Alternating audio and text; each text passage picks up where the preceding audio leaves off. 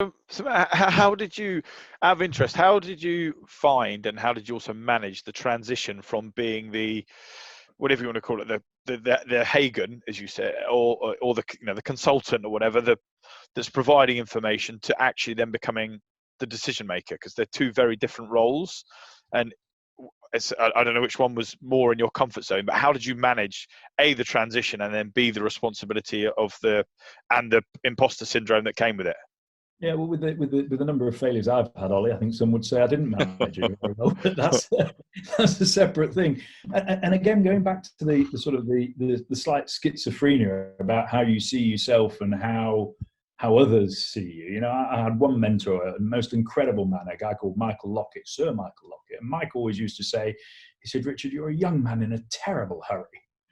And you just sometimes wonder whether I saw myself as Tom Hagen. What do other people see you as? So maybe it wasn't that much of a transition for me to actually take that sort of leadership role.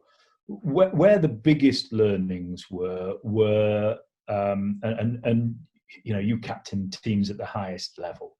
You've got to let people have accountability, and you have to let people play their roles, and you have to define their roles incredibly clearly.